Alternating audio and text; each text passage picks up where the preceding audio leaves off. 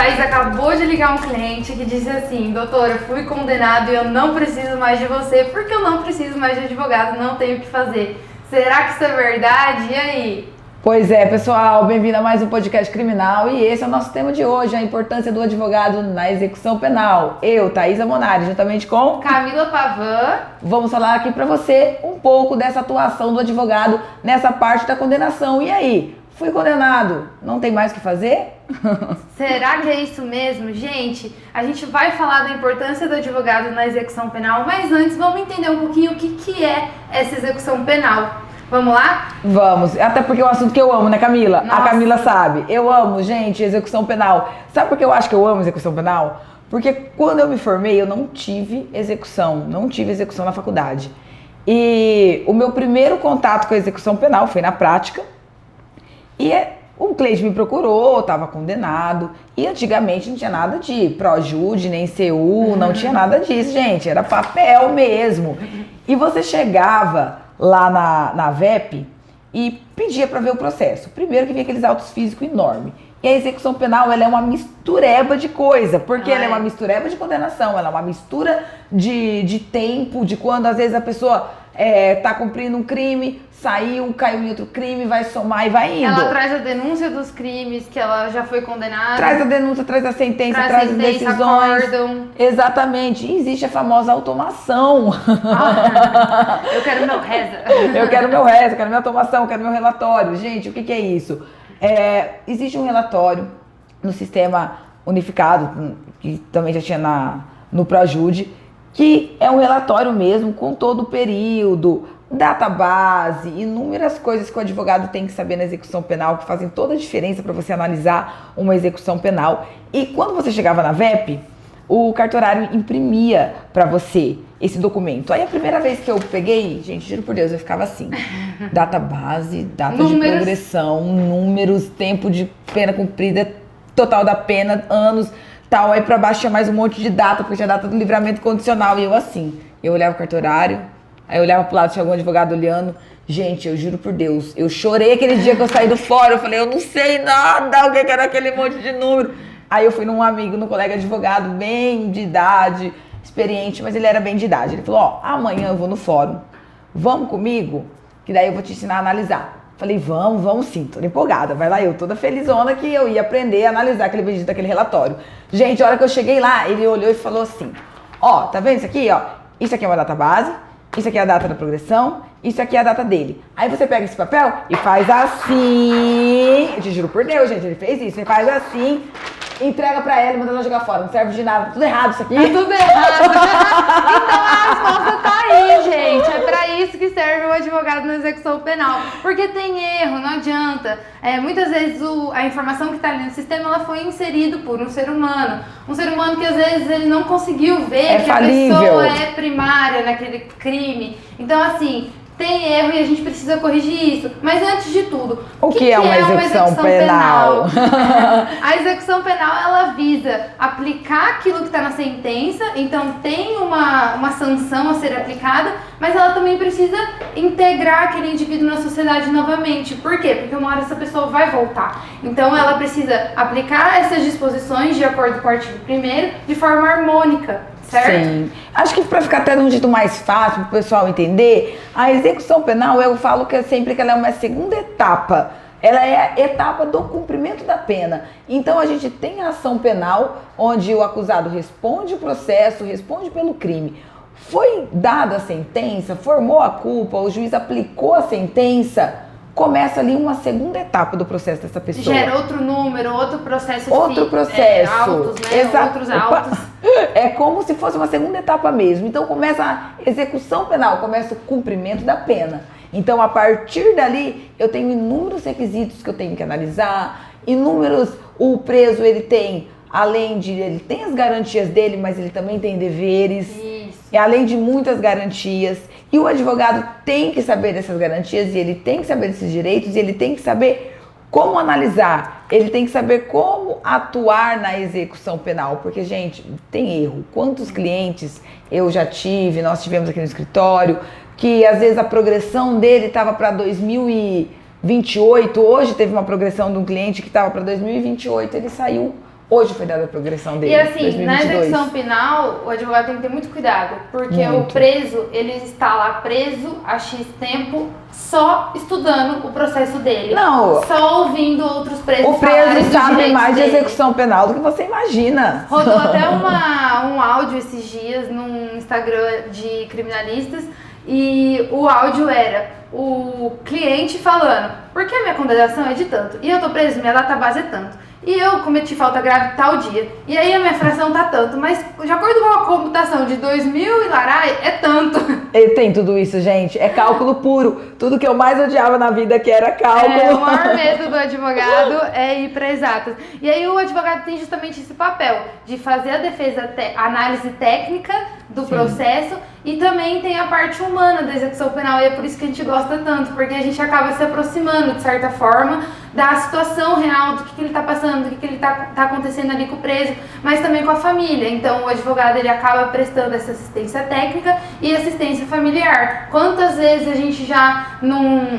na verdade a gente sempre faz isso, né? Então a gente tem que orientar como vai fazer carteirinha, como vai entregar os objetos para o preso, ligar na unidade, saber se está tudo bem com ele, dependendo, às vezes ele precisa de algum remédio. Essa semana teve um que estava com Covid, a gente precisou providenciar atendimento médico para ele. Então tem toda essa parte também mais humana e de assistência do preso. Esse é o papel do advogado na execução penal. E até você falando agora, estou lembrando do dentista que tem que pedir amanhã dos clientes. Ela tá falando aqui, anota aí, por favor. Dentista. Tem dentista de 2 presos que a gente tem que lembrar amanhã. Aí, ó, e tem que ligar na PECO. Exatamente. Não, e tem na CCM também. Aí. Gente, execução penal é isso. Porque a pena é o quê? Ela é punir e ressocializar. E o principal é ressocializar. Ninguém quer que aquele condenado saia na sociedade, porque ele vai sair amanhã ou depois. A pena ela é cumprida por progressão. Então ela vai chegar um momento que o preso vai estar de volta na sociedade. E o que você quer dessa pessoa? Que ela não cometa mais crimes, que ela se reintegre na sociedade de uma forma ressocializada. Que ela tem uma oportunidade, né? Sim. Até por isso que a gente vê muito. Eu adoro, acho que o que eu mais gosto na execução penal é remissão. Porque a gente vê a oportunidade do preso estar ali trabalhando, estudando dentro da unidade. E diminuindo a sua pena com isso. Diminuindo sua pena com isso. E aí, a partir do momento que ele já começa isso no regime fechado, quando ele passa para o semiaberto, ô louco, mas agora eu posso sair para trabalhar, não preciso mais trabalhar só dentro. E aí que entra uma crítica muito grande da sociedade, porque a gente vê direto, igual aquele caso da Suzane, quando ela foi sair para estudar, aquela crítica por ela sair para estudar, mas ninguém entende que ela está num regime semiaberto, ela cumpriu muitos anos de pena em regime fechado e hoje ela tem um regime mais benéfico que autoriza ela a estudar e ela precisa estudar, ela não pode ser punida o resto da vida. Entendeu? Aí entra o fato das saídas temporárias, que a gente vai explicar aqui, que às vezes a pessoa não entende o que é uma saída temporária, o que é um induto. Tem um vídeo no nosso canal, no nosso Instagram, explicando a diferença disso, pelo amor de Deus, que é o tema mais polêmico do final de ano. Então, assim, gente, a gente separou aqui alguns pedidos possíveis, tem inúmeros, tem pedidos que não são previstos em lei. Eu até acho legal bater nisso, porque muita gente pede assim, qual que é o fundamento legal? Na execução penal, lógico que a gente vai fundamentar em princípio, em legislação, que a gente tem muitos meios para isso, mas às vezes a gente fundamenta em fatos, porque a gente está falando de uma pessoa que está ali passando numa situação. Sim. Então, existem inúmeros fatos que podem ocorrer na vida da pessoa que não vão estar previstos na lei. Não tem como, a legislação não dá conta de tudo. Então, assim, às vezes é um familiar que ficou doente e ele precisou ficar por mais tempo numa saída temporária. Não existe isso previsto exatamente dessa forma na lei. Aí a LEP ela é muito vaga e por isso que até em muitas defesas a gente coloca até um tópico explicando da aplicabilidade das regras de direito processual penal e até às vezes a gente usa até uma regra de direito penal dentro da execução de pena. Porque a execução de pena ela é vaga, ela não é prevista somente na LEP. Ela tem na LEP, ela tem no Código de Processo Penal, os princípios constitucionais. Você tem que explorar isso dentro da execução penal. E é por isso que vem a importância do advogado, da gente pegar uma execução penal e bater o olho, identificar benefícios que são cabíveis, identificar erros dentro desse processo. Isso. Eu acho que eu digo no sentido também do advogado não se apegar à tese. Lógico que tem pedidos que a gente está fundamentando numa tese, igual esse último que a gente colocou do tráfico não ser mais equiparado a crime hediondo. Ali é tese puramente técnica, puramente legalista. E isso também é bom, porque dá uma segurança jurídica. A partir do momento que aplica para um, vai aplicar para outro. E até a gente pode ressaltar aqui, gente, que essa decisão que saiu do Paraná foi nossa, que nós colocamos e nós conseguimos a primeira decisão do Paraná, desconsiderando a hediondeira do tráfico. Gente, é isso, a gente tem que pegar dentro da execução penal, surgiu uma tese nova, você não tem que esperar, você tem que ir, tem que pôr, você tem que fundamentar. Eu lembro muito quando houve uma confusão muito grande, se eu não me engano, meados de 2017, tem que olhar a data dos decretos. O que aconteceu? O porte de arma de uso restrito. Ele sempre foi crime comum. Aí houve editou a lei. As armas, a posse de arma de uso restrito passou a ser hediondo. Ele ficou por um período hediondo. Aí foi, os portes de arma caíram naquele período, tudo virando hediondo. De repente veio o pacote anticrime e editou. Aí veio o decreto que transformou a maioria dos calibres de uso restrito em uso permitido. Aí você tinha que ir lá, olhar os calibres das armas que foram condenados para poder aplicar. Logo na sequência, veio o pacote anticrime que colocou só como hediondo as armas de uso proibido. Só que muita gente não se atentou que arma de uso restrito não é arma de uso proibido. Aí você pegava aquela penca de execução penal, tudo no hediondo, no 3/5, no 2/5, 3/5 comprimento do porte de arma. Aí eu lembro que eu peguei e falei, opa, proibido não é restrito. Coloquei a tese, eu lembro até hoje que o Ministério Público foi contra, pedindo a readequação. Aí eu fui, elenquei, falei, excelência, a lei traz que é uso proibido, houve mudança, não há consideração. A magistrada aplicou. E assim, o advogado tem que pegar o time, porque igual esse pedido, todo mundo, você aplicou e aí a decisão vai saindo. Se o advogado não aproveita, não coloca para os clientes dele, não vai passando essa oportunidade para os clientes dele de fazer esse pedido também, uma hora alguém vai fazer. Isso, e aí vai virar uniforme. Por exemplo, o tráfico anteriormente passando para readequação de infração do tráfico privilegiado. O tráfico privilegiado a gente sabe que não é equiparado a hediondo, isso hoje isso é entendimento sedimentário, mas antes não era. E aí quem pegou esse time de fazer o pedido de readequação de infração para o tráfico privilegiado, conseguiu colocar muito pedido. Então a gente não pode, tem que ser rápido. E até essa questão do porte que eu exemplifiquei, porque quando veio o decreto que transformou os calibres de uso restrito em permitido, esse decreto ele vige até hoje. Então o que acontece? Você vai, eu começo a olhar, como que eu faço? Camila sabe, né, que hoje é minha sócia, eu ensinei tudo, acho que de execução de pena para ela. Eu pego o famoso reso, o relatório, e eu começo a analisar as condenações. Eu vejo lá um artigo 16, ele tem uma condenação por artigo 16, é uma arma de uso a princípio restrito. Ou vai ser restrito, ou tinha numeração suprimida. Se tinha numeração suprimida, não tem que se faça, é o artigo. Mas se tem um artigo 16 ali, caput, ele foi condenado com uma arma de uso restrito. Pode ser que esse calibre que ele foi condenado não é mais restrito hoje, é permitido.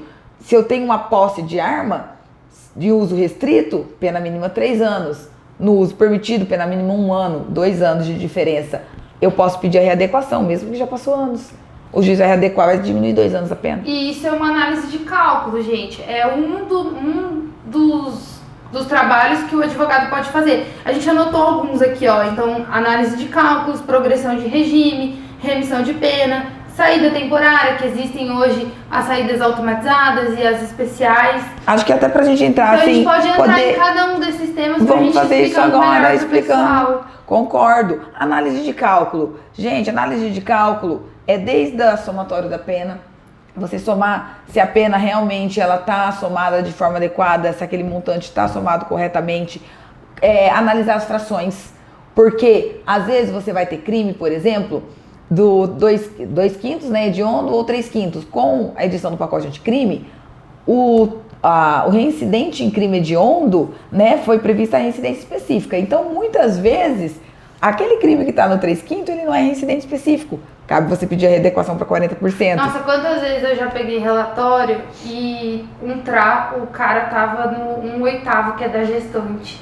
Exatamente. Gente, aí, nós temos a fração da gestante hoje. Tem a fração da gestante. E você pode pedir da gestante cuidados com o filho menor também. Então, assim, só que aí o cara fala, não mexe, porque vai dar certo. Só que aí quando a gente coloca o pedido de progressão, o juiz vai ver. Vai ver o ele erro. Vai falar, o reza tá errado, a automação tá errada. Tá e no muitas 8º, vezes mas outro. E raramente tá errado para benefício. Muitas vezes tá errado de forma malé, né? De malefício, não em benefício. Então o que acontece? Você tem que saber identificar. E aí entra, gente, database, a database pode estar errada. Houve uma época que teve uma discussão muito grande se a database, que é a data onde se inicia a contagem do cumprimento da pena, era da data da prisão ou se era da bendita data do trânsito em julgado. Você imagina um processo que demorou 3 anos para tramitar. E o cara preso preventivamente. O juiz no final dá a sentença e transita o processo e fala agora que você começa a cumprir sua pena. Gente, foi uma discussão. Nós passamos 1 ano brigando com isso e corre para lá. E até hoje, às vezes, você pega processo de execução penal e a database não bate com a data da prisão. A data tem que ser a da última prisão. E assim, muitas vezes a gente até pergunta. A primeira coisa que eu pergunto pro cliente é quando você foi preso? A primeira pergunta, quando você foi preso? Porque eu preciso conferir a sua database. Lembrando também que a database pode ser alterada com falta grave, né? Exatamente, existem as alterações de database, então por isso que você tem o conhecimento do advogado dentro da execução da pena. Hoje a gente briga por uma tese que quando o apenado foge, a data da recaptura é a data da database, só que a gente briga pela data da fuga. Foi, eu acho que no pedido da comutação, na verdade. Isso, porque daí não atrapalha, por exemplo, se deu esse lapso temporal de livramento de 12 meses, às vezes essa data acaba atrapalhando ali um outro benefício. Mas, então, a data pra progressão vai ser sempre da recaptura. Isso, e hoje esse é o entendimento. Mas assim, mesmo sabendo que a gente bate quando é em benefício do nosso cliente e a gente tenta. Então, uma coisa que eu quero entrar também é que na execução penal você não pode ter medo de receber não. Eu acho que qualquer parte na advocacia, na né? advocacia. Mas assim, na execução penal o cara tá preso, ele já tá ali, ele vai qualquer coisa que você fizer pra ele, mesmo dando errado, você precisa tentar ajudar, que uma forma de desespero. Que com coerência, porque uma vez eu peguei um processo, uma execução penal, onde o advogado do réu estava pedindo saída temporária dentro do regime fechado. Gente, sério, eu olhei e falei, não, então, pelo amor de Deus, tem que pedir algo coerente. O que é a tese tentada doutora? Nós tivemos uma tese que foi deferida no STJ, que eu levantei fazia 1 ano que eu brigava nesse processo. A Camila se lembra que o meu cliente tinha sido pego falando no celular com a filha dele, no ambiente do trabalho externo. Ele trabalhava, ele saía todos os dias, trabalhava no conveniado da prefeitura, no cemitério, e ele foi pego falando no celular no final do expediente. Também tem vídeo lá no @Monário falando sobre esse caso. Exatamente. Aí o que acontece? Ele foi preso e foi aplicada a falta grave. Ele foi pego falando no celular. Qual foi a tese que eu levantei? Princípio da legalidade. O artigo 50, no inciso 7, quando traz a falta do aparelho celular da LEP, ele fala que é aplicada a falta grave. E no finalzinho ele coloca que permita a comunicação com o ambiente externo. Então o que eu falei? Opa, pera lá. A falta, o legislador quer prever falta para aquele preso que está usando um aparelho celular dentro de uma unidade prisional. Nesse caso ele já estava Ele já estava para fora, ele estava no ambiente externo. E o preso, até usei esse exemplo, e o preso que, por exemplo, é autorizado a trabalhar num serviço particular, isso desde que ele esteja no semi-aberto, né? Porque o trabalho externo é só para o semi-aberto, esse tipo de trabalho externo. Então, autorizou no telemarketing. Numa empresa de telemarketing. E aí? Ele vai pegar a falta, vai chegar no serviço e vai ter que ser preso?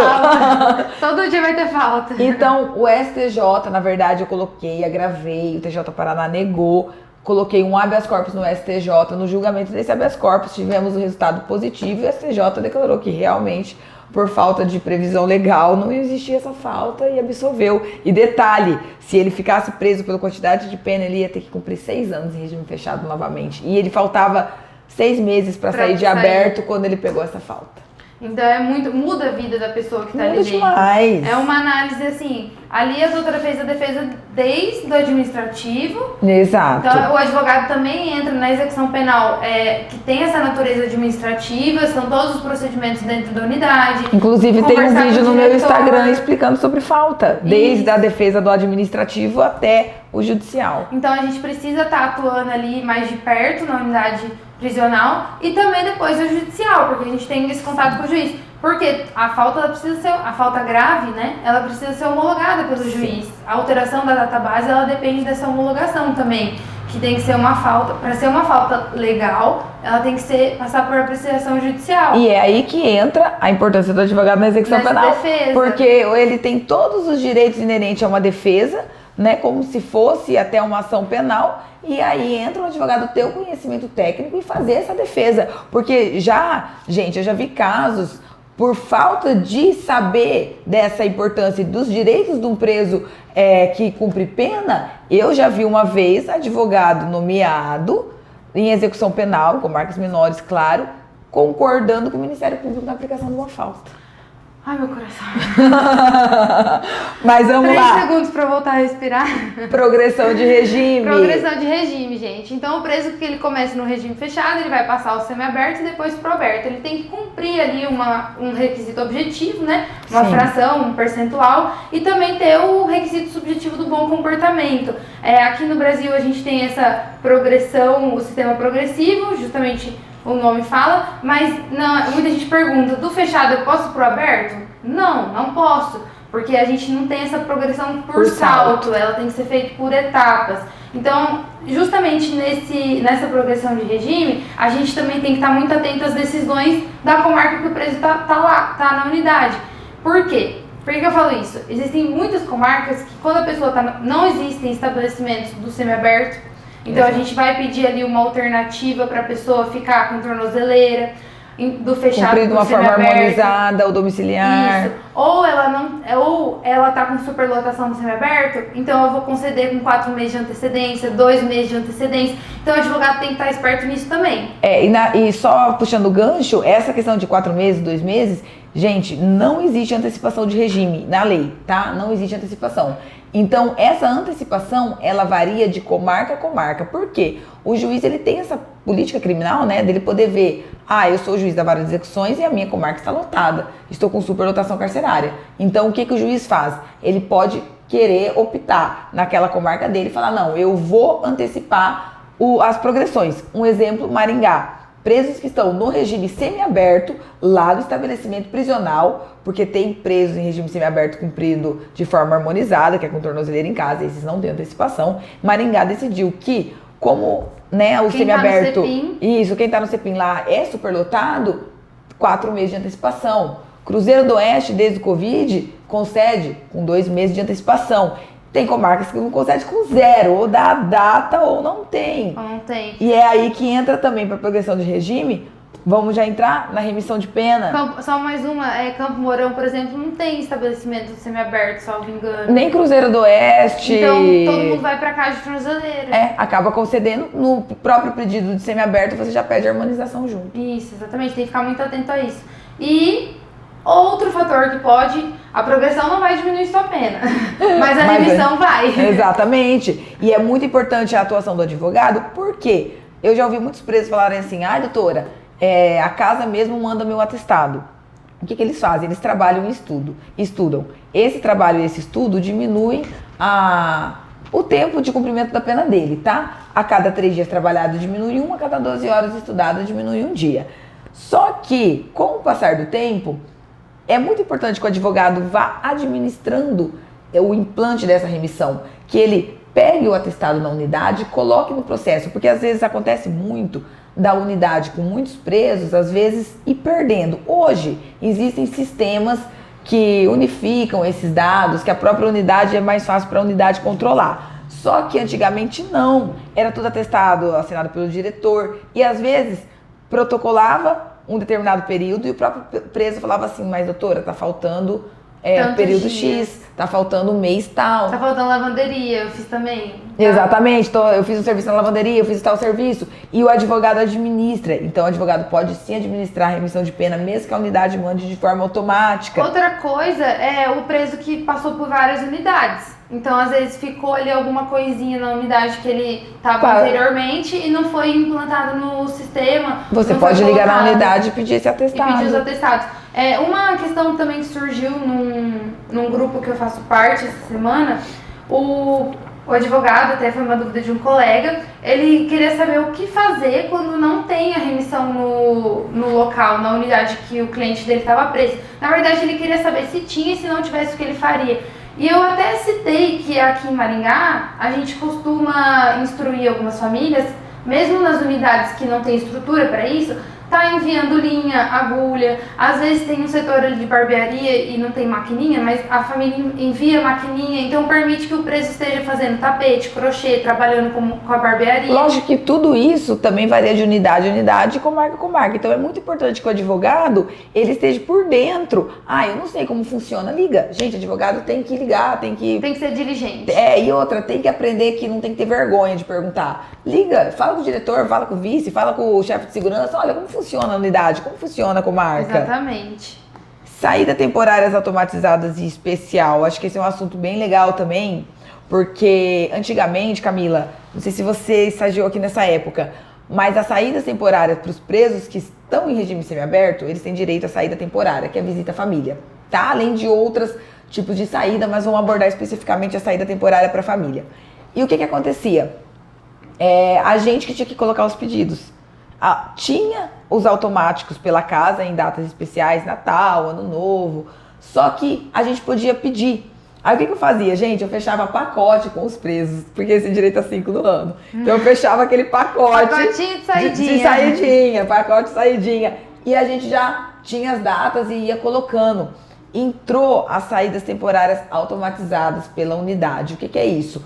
A VEP de cada local já institui os dias que eles vão sair.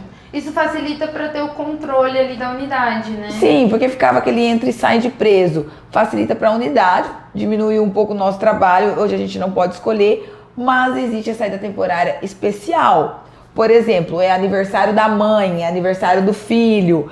O advogado pode entrar com as provas e pedir a saída temporária especial. Porque ele quer estar ali naquele momento. E daí a gente pede alguns documentos. Na execução penal também é muito importante a gente ter bastante documento.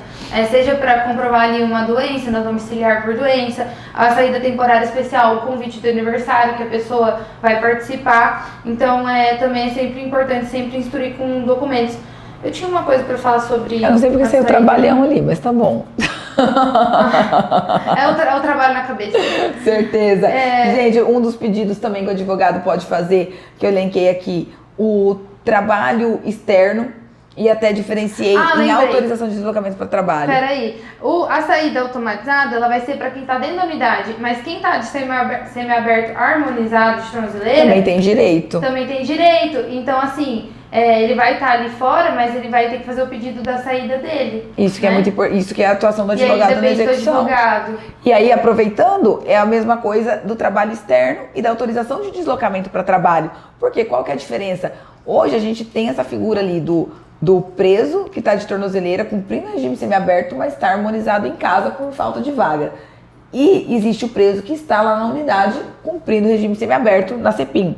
Por exemplo, aqui nós temos a Colônia, em Londrina tem o Creslon, então tem a unidade. Se o preso está lá dentro, o advogado pode, comprovando que ele tem uma proposta de trabalho aqui, ele pode pedir autorização para sair todos os dias e trabalhar nesse local. Maringá, aí você vai ter que ver a regra da VEP da sua cidade. Maringá, o preso que está no semiaberto, no CEPIM, ele só pode sair para trabalhar num local fixo, que ele vai ficar fixo. Não pode ser um motoboy, não pode ser um servente de pedreiro, tem que ser um local fixo.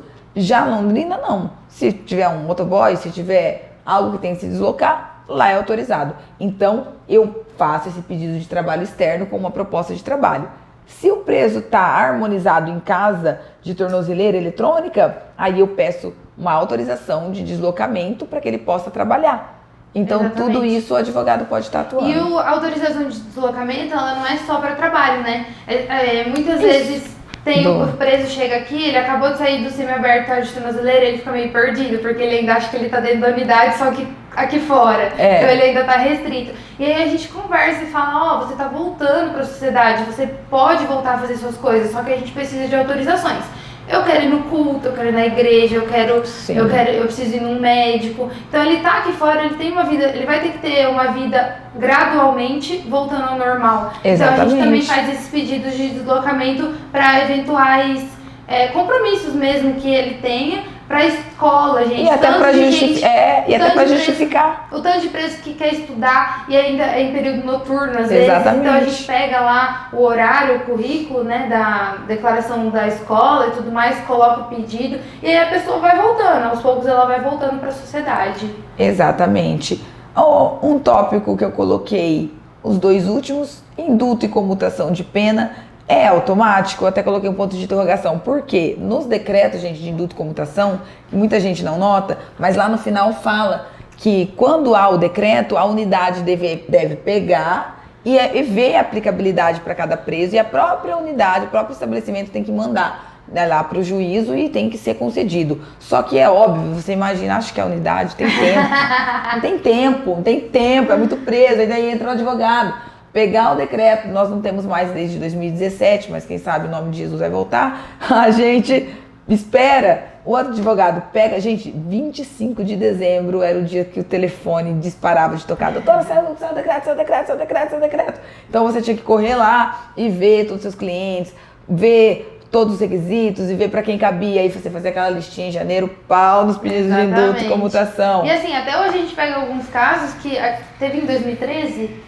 Teve um de 2003 Exato. Que muita gente ficou sem. Outra coisa, isso, porque... E aí a gente tem que colocar exatamente. Hoje ainda. Não significa que 2022. Passou os anos, ele não vai mais ganhar porque ele não ganhou naquele ano. Você pode analisar, você vai puxar lá atrás, vai ver quanto ele tinha de pena, quanto ele tinha cumprido, e vai ver se cabe o decreto, você pode pedir quantas penas não diminui aí, Por gente. causa de um de 2003, que ficou lá pra trás. Exato. Bom, gente, por último, a atuação também em apuração de falta grave, no processo administrativo.